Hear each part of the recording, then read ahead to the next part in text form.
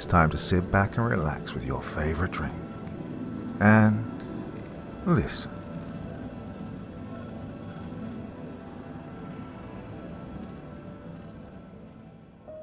Well, it is said that we all have secrets that we keep from those that we love, and none are more dangerous than those that are kept within a family, as we shall see in tonight's tale of terror.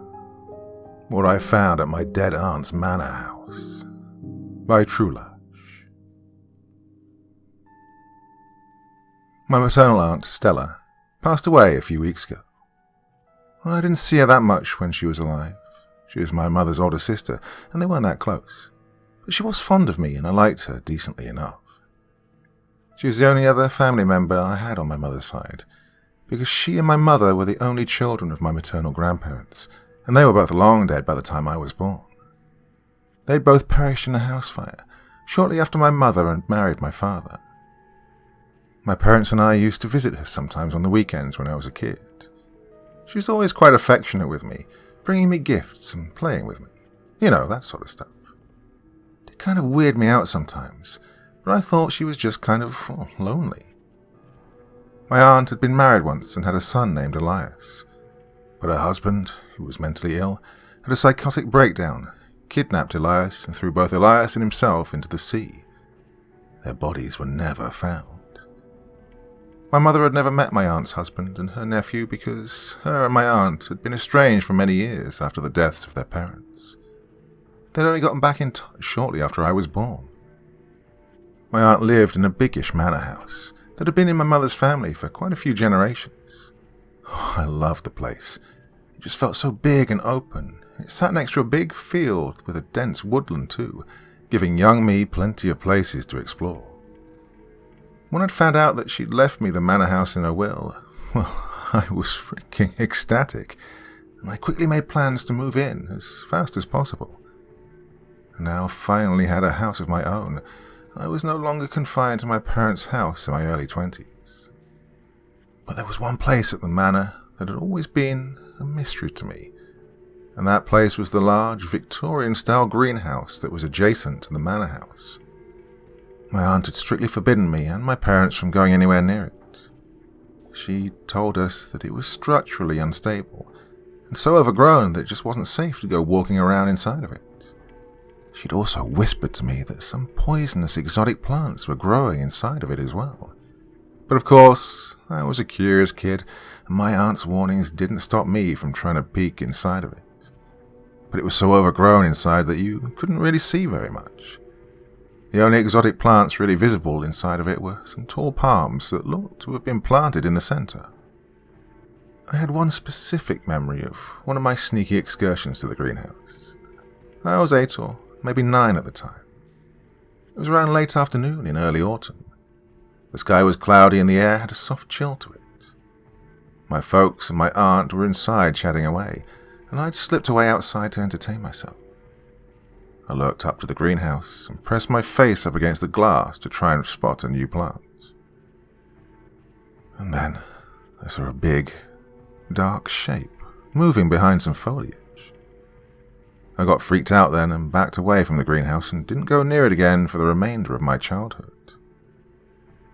Well, I would and should have asked my aunt about it, but I was worried that I'd get in trouble. So I kept my mouth shut and just assumed that I'd seen some kind of animal, a badger or something. My aunt could be a real nasty piece of work when she was mad. I could remember all of the snide, spiteful comments she'd hurl at my mother whenever they fought. She was never aggressive with me, though, which is why I probably found it so difficult to see just how toxic my aunt's behavior could be at times. Well, eventually their fights got so bad that my parents stopped visiting altogether. I was angry about it at first, but looking back, my aunt really wasn't as nice a person as I thought she was, and I've started to feel that her affection for me may have had its ulterior motives. But of course, it was likely that her nastier habits may have been the result of the trauma she'd suffered in life. Losing your husband and your baby at the same time sure as hell would have wreaked havoc on someone, not to mention losing both of your parents too. But according to my mother, my aunt had always been a huge harpy. I drove up to the manor house on a warm Saturday morning. I was going to get everything ready today, and then invite my girlfriend over tomorrow. She'd always wanted to see the place and what it looked like. I couldn't wait to see her reaction. And another thing that was making me positively giddy was that I was now finally able to see just what dwelled inside of the enigmatic greenhouse. I was finally able to slake my years-long curiosity. I smiled broadly as the manor house came into view. When I walked up to the oak door, I pushed it wide open and closed my eyes as I entered, allowing childhood nostalgia to flow over me. Then I carried my luggage up to my old bedroom, unpacked it and laid it on the bed for a bit, to revisit some old memories. After that, I just sort of wandered around the manor house for a bit. Well, the quietness felt so lovely and tranquil, although staying in such a big house at night would probably get a bit creepy. But I was a grown man, and I could handle it. My pleasant mood quickly soured as I came upon the stairway. I'd forgotten to mention how my aunt had died. She'd been found at the bottom of the stairs, battered and with a snapped neck. The autopsy had revealed alcohol in her system, so it was believed that she was walking down the stairs while drunk, slipped, and broke her neck. I felt a bit uncomfortable now. The news of her death had come as a bit of a shock, and I was saddened quite heavily by it. I hadn't seen my aunt for quite a few years by the time of her death, but I still had tons of warm and happy memories of her. Despite her sometimes unpleasant behavior, I'd be lying if I said I wouldn't miss my aunt. Well, I tried to push away the melancholic thoughts in my head, and then I ascended the staircase.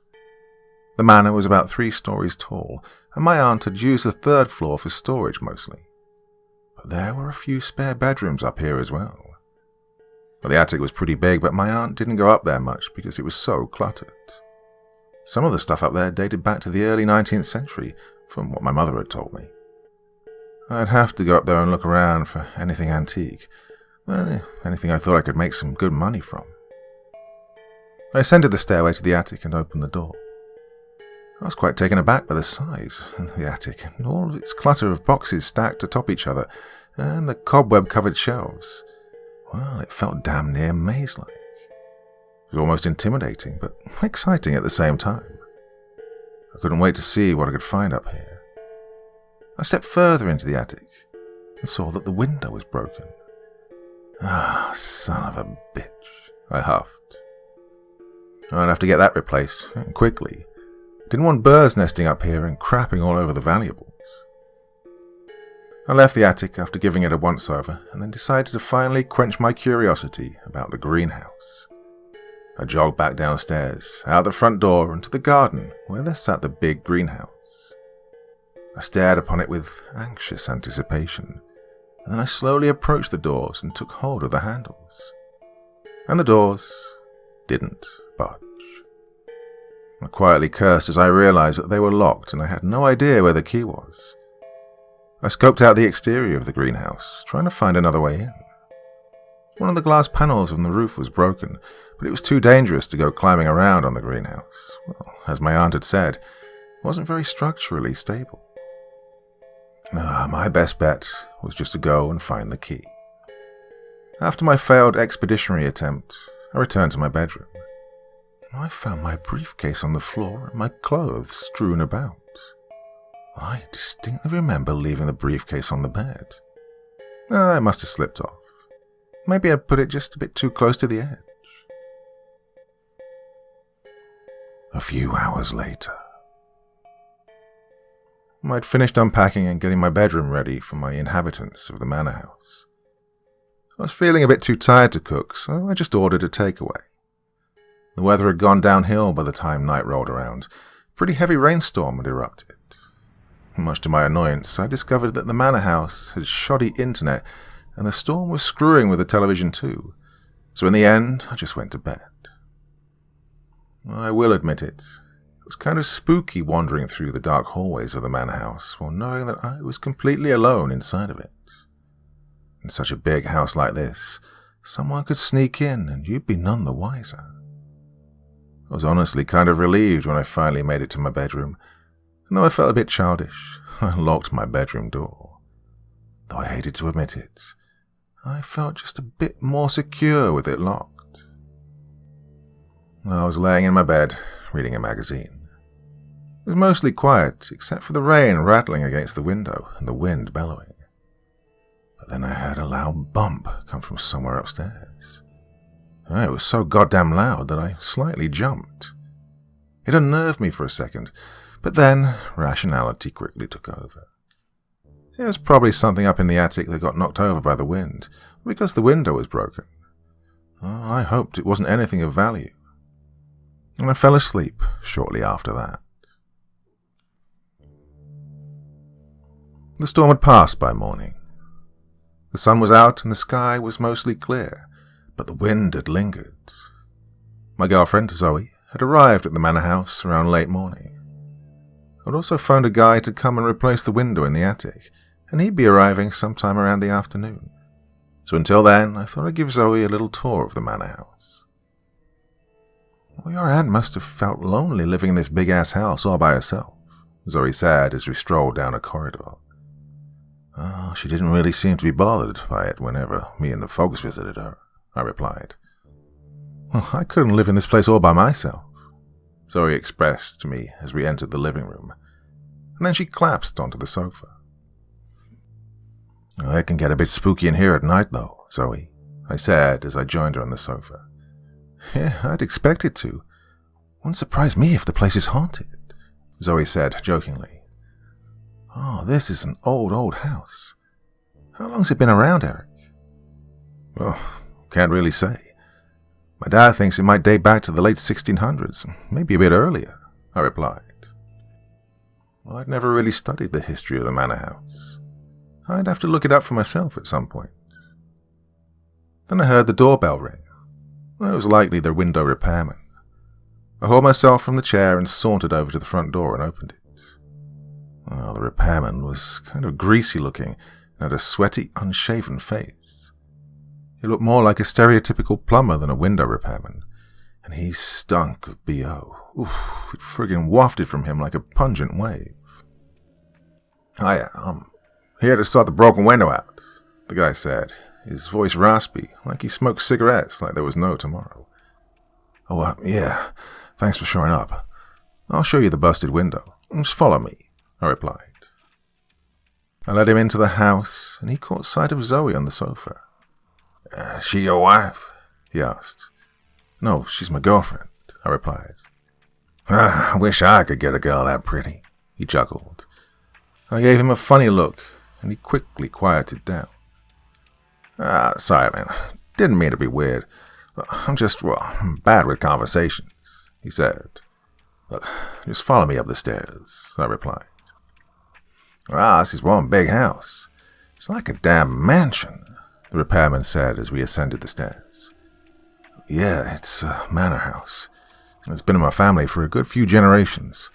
My aunt used to live here before she passed away. She left the house to me in her will, I replied. We then headed up to the attic, and the repairman seemed aghast at how cluttered it was. Jesus Christ. Your aunt was one hell of a pack rat, he said. Most of this stuff has been here since before she was even born, I responded as I led him over to the broken window. Right, let me just give it a look over and I'll see what I can do, said the repairman. Watch your step, okay? Just be careful not to trip over the clutter, I replied. Don't worry. I've worked in way more friggin' dilapidated places than this. My phone suddenly went off. It was my mother calling. I excused myself and exited the attic. I then went into one of the spare rooms for some added privacy. Hi, Eric. Sorry I couldn't call yesterday. How's the house? She asked. Well, it's been pretty nice so far, Mom. Zoe came over today, too. Been showing her around a bit. Have you spat on any of the pictures of Aunt Stella yet? Oh, Mom, don't be like that. I know she could be a bit of a bitch, but she's still your sister. Trust me when I say this, Eric. If you'd grown up with her, you wouldn't have wanted her anywhere near you.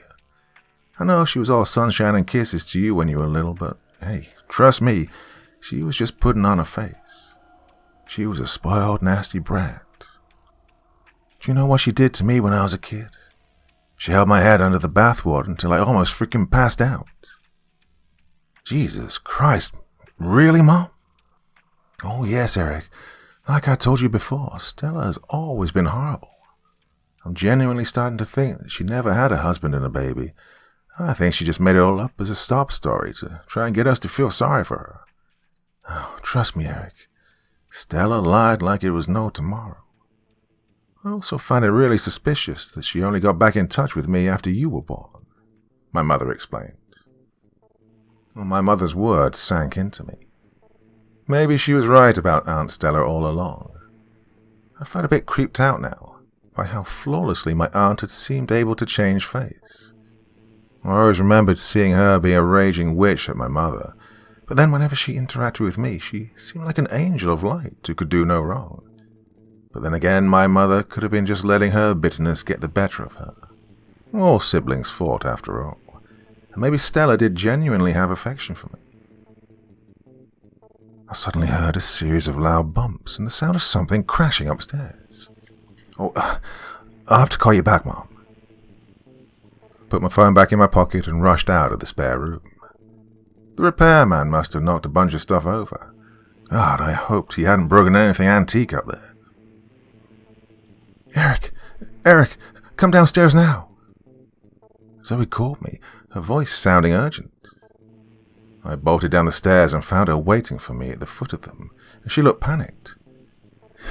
It's the repairman. She led me to the back garden. The repairman was laying face down on the grass. His right leg looked like it had snapped, and the bone was sticking out of the skin. He must have fallen out of the window, she told me as she crouched by him and checked for a pulse. I grabbed my phone out of my pocket. Right, I'll call an ambulance. The paramedics arrived quickly. The repairman was still alive, but was in critical condition. We explained to them what had happened beforehand. Zoe was quite shaken up afterward, and we both agreed that it was probably best that she went home. I felt awful about what had happened. Sure, the guy was a bit off, but still I wouldn't have wished injury on him without good reason. Oh, I should have cleaned up a bit in the attic before he arrived to make it safer for him to work up there. It was early evening now, and I'd gone into the kitchen to make dinner. I'd been looking forward to having dinner here tonight with Zoe, but that accident, which was completely my fault, had ruined it. I opened the pantry door and switched on the light. Several jars were smashed open on the floor, and a few of the boxes had been torn open, their contents also over the floor. I gritted my teeth. God, there must have been a rat infestation. Great. Just another item on my growing list of problems with this house. I'd call the exterminator in the morning, because putting out rat poison just wasn't feasible because of the size of the house. Those little bastards had plenty of places to hide. I'd clean up the mess in the morning. I just made some spaghetti bolognese for dinner, watched a bit of TV, and was then about to go to bed. But I decided to check the attic out first. Maybe I could find what had caused the repairman to fall. I walked up the stairs to the attic and opened the door. I reached out into the darkness to switch on the light, but my fingers brushed up against something furry. I recoiled instantly and slammed the door, and then I heard something scurry away on the other side, and whatever it was, it sounded too big to be a rat. Maybe a fox or a badger had somehow gotten into the attic. Maybe that was why the repairman fell out of the window. And maybe it was the creature that had raided my pantry too. Maybe I'd have to call animal control in place of an exterminator. I locked the attic door for good measure, and then I went off to bed. Once again I heard the bumps coming from the upstairs, but I wasn't as unnerved this time, because now I knew the source of the bumps. Yes, it was just some animal squatting in my attic. I woke the next morning to a dreary day.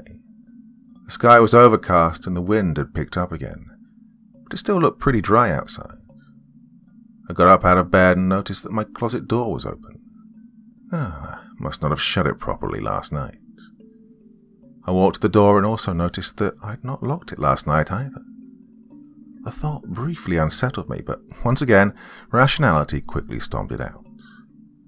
I was completely alone in this house. There was just some dumb animal in the attic, and that was all. I had breakfast and got washed up. I thought to have a walk around the manor grounds today, and probably take a walk in the woods next to the manor grounds. I put on my coat and my boots, and I walked out into the back garden. On the far side of the garden was a large fruit cellar. Oh, I'd completely forgotten that it was there. I needed to go and check it out. I strolled over to it and opened it up. Well, of course, it was empty now, but when I was young, my Aunt Stella had kept some jars of nice fruit up on the shelves to gift to me. My mood soured at what used to be a happy memory, as my mother's words from yesterday echoed in my mind. Did Aunt Stella really love me? Or was she just doting on me to hurt my mother? Why could she hate her little sister so much as to do something as cruel as try to steal away her son's affection? I noticed something on the far wall of the cellar. In between two shelves and hidden behind a barrel was what looked like a small wooden door. I approached it and moved the barrel out of the way and unlatched the little door. I opened it, and my eyes widened. It was a small secret room. The only thing inside of it was a large wooden box. Atop this box was a framed picture of me and my Aunt Stella. I was sitting on her lap with a giddy smile. Her pale face was lit up with a wide grin, her shaggy black hair flowing down her shoulders, her forehead hidden beneath thick bangs, and her juniper green eyes stared down at me on her lap with breathless affection. It just felt wrong. There was an aura to her in this photo, an aura of possessiveness. I took the picture off of the box and placed it front down on the floor so that I didn't have to look at it any longer. Memories flashed in my mind. My aunt looming above me in my bedroom at night, embracing me with smothering excitement, whispering vicious lies about my mother and my grandparents into my ear, telling me that she was the only one who loved me. I shook the memories away and opened the box. There was a diary inside, and beneath this diary were several pieces of paper that had likely been torn out of the diary. My hand shaking slightly, I opened the diary and, yes, several of the pages were missing. The pieces of paper in the box had to be them. But why had she torn them out? I read through the entries, utterly horrified.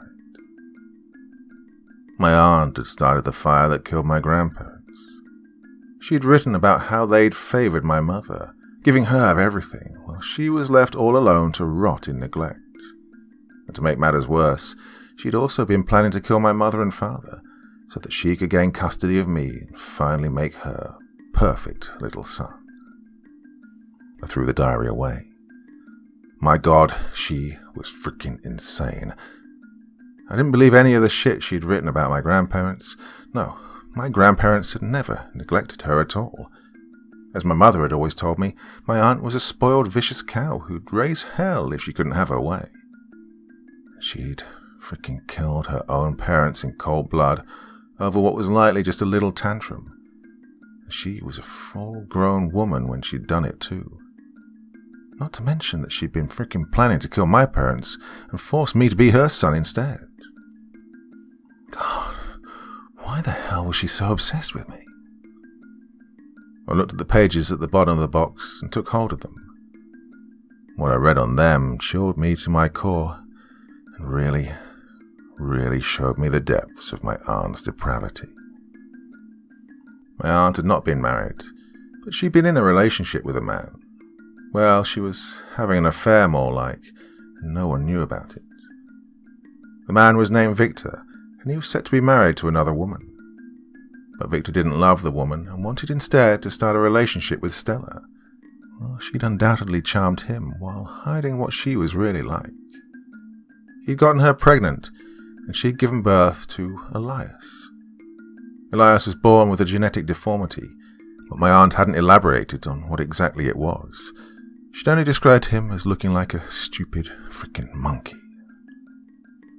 She wanted to get rid of Elias because he'd ruined her wish for a perfect family. But Victor wanted to keep him and run away with Stella for them to start a new life somewhere. But Stella went berserk and attacked him, stabbing him in the throat with an ice pick. And then she hid his body inside the greenhouse. So that was why she didn't want us going near it. Because no one knew about the affair, Victor's family had just assumed that he'd gotten cold feet and run away. Stella gloated about how his fiancée had attempted suicide shortly after and spent much of her life in a mental institution. What had happened to Elias, I did not know, because Stella had only written down that she'd thrown him into the jungle to be a stupid animal.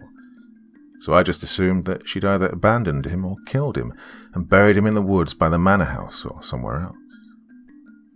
My hands were shaking. Cold sweat dripped all across my body. I needed to phone my mother and tell her all about this, about how much of a disgusting monster her sister really was. But first, I needed to go into the greenhouse and find Victor's body. Sure, I should have just phoned the police and told them, but I was unsure about whether they believed me or not. And I just wanted to feel, well, some closure, I guess. All of the horrible stuff I'd read in my aunt's diary had completely fried my brain, and I just wanted to make sure that it was all true. God damn, I felt sorry for Victor and especially Elias, and my poor grandparents. I hoped that Stella was rotting to nothing down in hell. That bitch deserved it, big time. I left the fruit cellar and went to the utility shed and retrieved a shovel. I then went to the greenhouse and beat against the door with the shovel until it finally opened.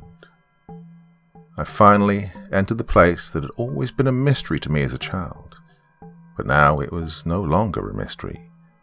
It was completely filled with exotic foreign plants, left to grow wild, completely cut off from the outside world. It was so overgrown and oddly warm that it truly felt like a section of jungle that had been pulled from the Amazon and then replanted on the English heathland. The vegetation inside was just so thick that I felt it was impossible to locate where Stella had hidden Victor's body. I searched around for a few minutes, but in the end, I just resigned to allow the authorities to comb the big greenhouse. I was about to head back to the door when I saw something on the ground. It was a magpie, with a huge bite taken out of its torso. And that wasn't the only thing. As my eyes scrutinized the ground, I eventually found a large, very human footprint that definitely wasn't my own. And then I felt a terrifying realization begin to stir within me, but I tried to suppress it, to no avail. I thought back to finding my briefcase open and my clothes scattered all about my room, and the bumps I'd heard upstairs at night, and the pantry being raided, and the repairman falling out of the window. My closet door being wide open when I had locked my bedroom door the night before. The furry thing that my hands had brushed against in the dark attic. And I recalled that time I'd seen something moving around in the greenhouse as a child. And then I remembered what Stella had said in her diary of horrors. Thrown him into the jungle to be a stupid animal. This greenhouse was very much a jungle. Oh my God. Elias wasn't dead. He was here. And he'd always been here. Oh God. Oh fuck. Oh fuck. I bolted to the door and slammed it shut and propped the shovel up against it to try and make a feeble little barricade that I doubted would hold Elias back, if he was even still inside the greenhouse. I sprinted back into the house and then ran to my room to get my phone. I got to the doorway and stopped dead in my tracks. I saw two icy blue eyes staring at me from underneath my bed. Then a muscular, hair-covered arm unfurled out from beneath the bed, its nails long, yellow and thick, and then Elias crawled out onto the floor and arose. My God, he was massive, well over 6 foot, and had a very strong, wiry build. His body was completely covered in long, shaggy hair. His only item of clothing was a pair of filthy trousers.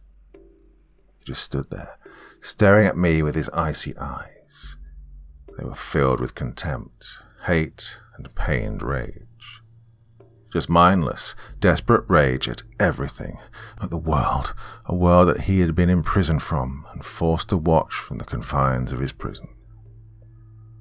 I held my hands up in a likely futile attempt to calm the giant. Elias, she's dead. This horrible, horrible woman's dead. It's okay. She isn't around to hurt you anymore. Elias stared at the picture for a second, and then his mouth curled up into a vicious grin, revealing jagged yellow teeth. I looked into his blue eyes. He wasn't even looking at me at all. He was just standing there, grinning and staring at the picture of Stella, as if he was remembering something and savoring it. Then his eyes moved to me, and then to the picture, and then to me, and then to the picture again. His grin faltered and turned into a hateful scowl. Oh, shit. He charged at me. I dropped the picture and ran towards the stairs. I felt the banister shake as Elias grabbed hold of it and charged up the stairs after me. I darted into the nearest room, tore open the door, leapt in, and then locked it. I was in the Manor library, and there was a phone in here too. Oh, I could hear Elias scream from behind the door when it rumbled as he began to hit it. Fucking hell, he was strong. I doubted that door would hold much longer. I rushed to the phone and called the police. "What is your emergency?" the responder asked. "Yeah, I'm inside the Orion Manor house, and I'm being attacked." I heard the door begin to splinter. I dropped the phone and hid behind one of the bookshelves. The door finally gave way, and Elias stomped into the library. His head darted around as he tried to locate me. He stalked over to the fireplace, crouched down and peered up it. I took the chance to bolt out from behind the bookcase and ran for the door. I sprinted to the door at the end of the small corridor, hearing Elias's heavy footsteps rapidly approaching. I tore it open, rushed through the doorway and slammed it shut and then locked it. Elias came up to the door, hit it a couple of times, but then went quiet. I heard him grumble a bit and then he walked away. So either he'd given up the chase or he was trying to find another way to get at me. I'd now entered the adjacent corridor. There were only 2 doors inside here. I tried the closest one. It was a small bedroom. I entered and locked the door and sat down on the bed. I felt safe, for now. The police should be arriving soon to sort this whole thing out. A shadow appeared at the window. Oh God, it was freaking Elias. He was standing on something. Crap, I didn't realize this room was directly above the conservatory, and Elias must have climbed it. I jumped from the bed and ran for the door, just as I heard the window shatter. Luckily, I managed to unlock the door before Elias was able to fully get inside the room. I ran out of the room and towards the door I'd locked before. I went to unlock it, but I felt Elias's arms wrap around me and lift me from the floor. Oh, his grip was like steel. No matter how much I struggled, it didn't faze him one bit. He carried me over to the window and threw me out of it. I fell towards the conservatory and broke through the paneling. Luckily, my fall was broken by one of the deck chairs, but my right leg and my left shoulder had been torn up by the glass. I rolled from the chair onto the floor, and I was in absolute agony. My vision started to falter, and then I passed out soon after. When I awoke, I was still inside the conservatory, but now I was being tended to by a few paramedics. Oh, there was a lot of commotion around me. I could see a few armoured police officers by the door, discussing something. One of the paramedics noticed that I'd awoken and signalled to a few others. I was put onto a gurney and rolled out to the nearest hospital. I was told that I'd lost quite a bit of blood, but that I was otherwise not too badly injured. My parents and my girlfriend arrived soon after. I told them all about what had happened, about Elias and about all of the horrible things Stella had done. My mother had turned pale white and just sat in the corner completely listless for ages. I couldn't even begin to imagine what she was feeling. An officer showed up eventually to question me about what had happened. I told him about the diary, about Stella's crimes, and about Elias and what she'd done to him. The police hadn't captured Elias. The officer told me that he was gone by the time they'd arrived at the Manor house. It turned out that Elias had been born with Ambras syndrome, also known as werewolf syndrome. It's that genetic condition which causes extreme hair growth all over the body, except for the palms and soles. Apparently it had occurred a few times on my mother's side of the family, but never to the extent of Elias.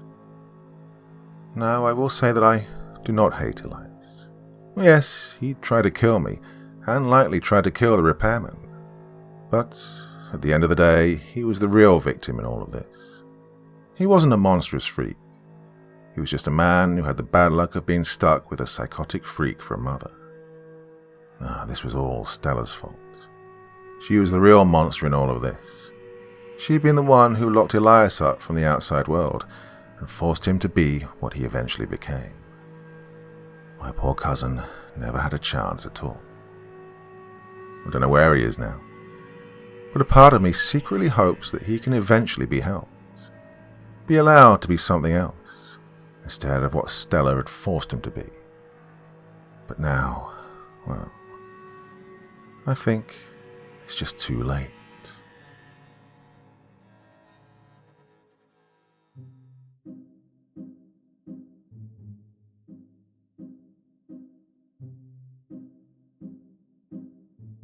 So there you go, a weird and wonderful story for your Monday evening's entertainment. Always nice to work with a new author that I haven't read before, and really enjoyed that one. Classic, not quite haunted house, but manor house with some strange things going on in it kind of tale, obviously. That's pretty much exactly what it was about, wasn't it? Anyway, yes, just rambling on here. So that's it for Monday evening. Back again on Wednesday. Trying to finish off or continue some of the series that I've been working on for ages. So that might happen on Wednesday. If not, then definitely on Friday. And of course, I'll be back with Operation Apple Tree next Sunday. I had the weekend off because it's still being written, finalized by Luke Hemingway, but that will be coming on Sunday. Okay, my dear friends, enough of this waffling. Very, very sweet dreams, and bye-bye.